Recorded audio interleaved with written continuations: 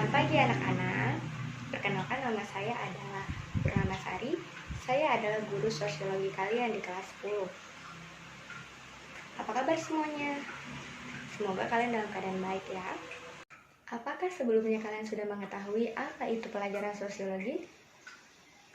Ya, mungkin sudah ada yang mengetahui sebelumnya dan ada yang sama sekali belum pernah mendengar apa itu pelajaran sosiologi. Wah Bu, saya sangat penasaran nih dengan materi yang akan kita pelajari. Kira-kira sosiologi itu berkaitan dengan apa sih? Ya, untuk 1 tahun ke depan kita akan mempelajari 4 bab materi dalam pelajaran sosiologi, di mana bab pertama adalah mengenai fungsi-fungsi sosiologi dalam mengenali gejala sosial di dalam masyarakat. Adapun tujuan kita mempelajari materi kita kali ini adalah yang pertama, kita mengetahui bagaimana manusia sebagai makhluk individu dan bagaimana dimaksud dengan manusia sebagai makhluk sosial. Selanjutnya, kita akan mengetahui bagaimana pengertian dan bagaimana yang dimaksud dengan sifat-sifat daripada ilmu sosiologi itu sendiri. Fokus yang akan kita pelajari dalam satu bab ini adalah yang pertama, kita akan mempelajari bagaimana manusia sebagai makhluk individu dan manusia sebagai makhluk sosial.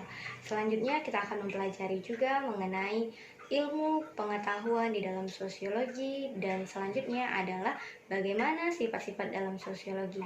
Kita juga akan mempelajari bagaimana perkembangan ilmu sosiologi dari dulu sampai sekarang. Nah, pasti kamu sangat penasaran kan bagaimana pelajaran sosiologi dan bagaimana asiknya kita dalam memahami pelajaran sosiologi. Dalam kehidupan bermasyarakat, sosiologi berfungsi untuk meneliti berbagai macam masalah di masyarakat dan membantu mencari jalan keluar yang paling efektif. Manusia sebagai makhluk individu dan manusia sebagai makhluk sosial.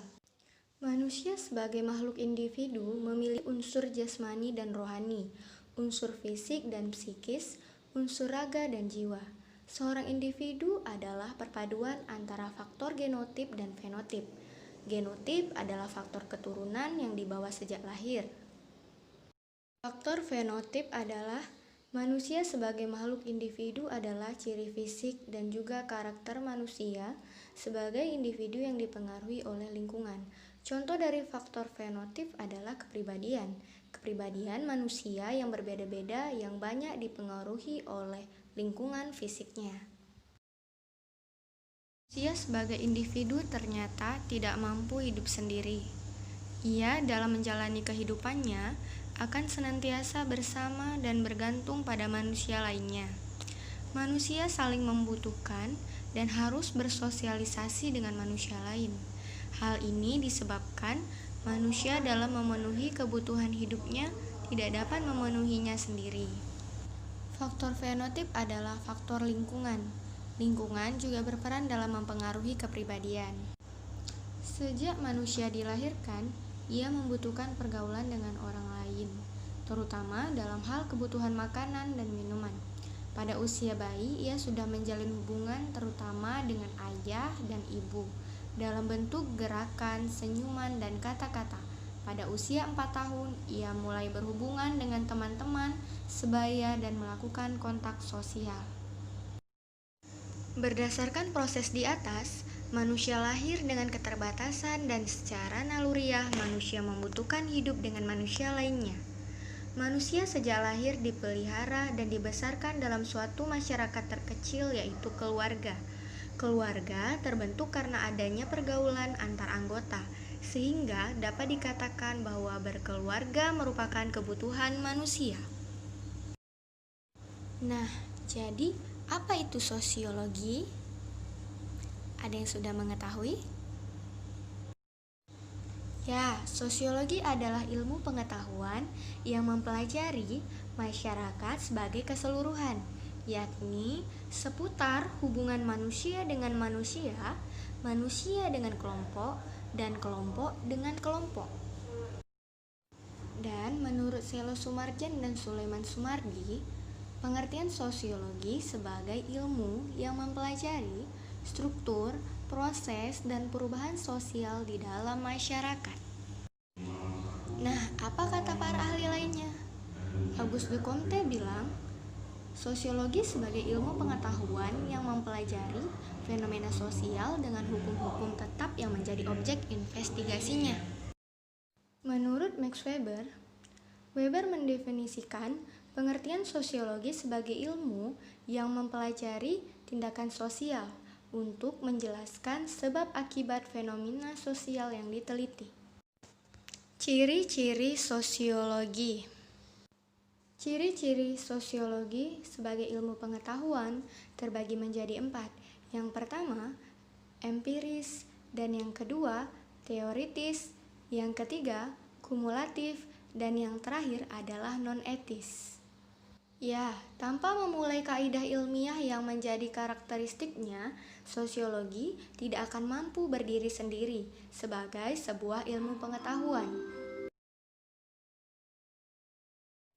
Yang pertama, empiris, artinya sosiologi sebagai ilmu pengetahuan didasarkan pada observasi terhadap kenyataan menggunakan akal sehat dan indera, sehingga hasilnya tidak bersifat spekulatif. Yang kedua adalah teoritis, artinya sosiologi sebagai ilmu pengetahuan selalu berusaha untuk menyusun abstraksi dari hasil pengamatan empiris. Abstraksi merupakan penarikan kesimpulan yang menjelaskan hubungan sebab akibat dari gejala-gejala sosial yang diteliti. Kumulatif artinya sosiologi membangun argumen yang tidak turun begitu saja di ruang hampa, melainkan disusun atas teori-teori yang sudah ada sebelumnya. Teori-teori tersebut merupakan hasil dari penelitian-penelitian yang sudah dilakukan sebelumnya. Dan yang terakhir adalah non-etis. Non-etis artinya sosiologi membahas suatu permasalahan sosial tanpa mempersoalkan nilainya, yaitu baik atau buruknya suatu persoalan yang dibahas. Sosiologi lebih berkepentingan untuk menjelaskan mengapa suatu fenomena itu terjadi. Penjelasan tersebut juga harus logis atau masuk akal, mendalam dan mudah dipahami. Berikut tentang definisi dan sifat-sifatnya. Untuk lebih memahami materi yang akan kita pelajari, silakan kalian melakukan tanya jawab di dalam aplikasi Discord yang akan dipandu oleh ibu sendiri. Ya, adapun kesimpulan kita pada pembelajaran hari ini adalah manusia sebagai makhluk individu dan manusia sebagai makhluk sosial. Manusia sebagai makhluk individu, di dalam diri individu manusia terdapat unsur jasmani dan rohani yang menyatu dalam tubuh. Ketika unsur-unsur ini tidak menyatu lagi, maka tidak dikatakan sebagai manusia sebagai individu, di mana manusia sebagai individu dipengaruhi oleh faktor fenotip dan faktor genotip, di mana faktor genotip adalah faktor keturunan dan faktor fenotip adalah faktor lingkungan.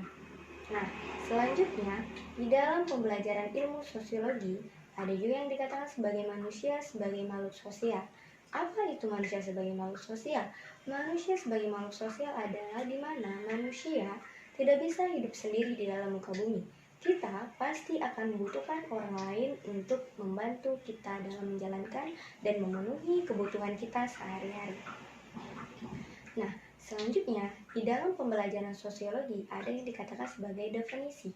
Apa sih sebenarnya definisinya? Nah, definisi sosiologi adalah sosiologi mempelajari ilmu tentang masyarakat di mana di dalamnya dibahas mengenai interaksi antara manusia dengan manusia, manusia dengan kelompok, kelompok dengan kelompok. Sifat-sifat sosiologi terbagi menjadi 4. Yang pertama, sosiologi bersifat empiris. Yang kedua, sosiologi bersifat teoritis. Yang ketiga, sosiologi bersifat kumulatif.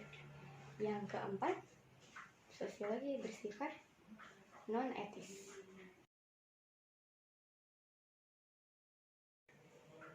Adapun materi selanjutnya untuk minggu depan adalah kita akan mempelajari mengenai konsep-konsep dasar sosiologi.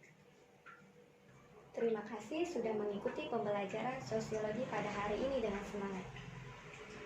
Tetap jaga kesehatan dan terima kasih. Selamat siang, sampai jumpa.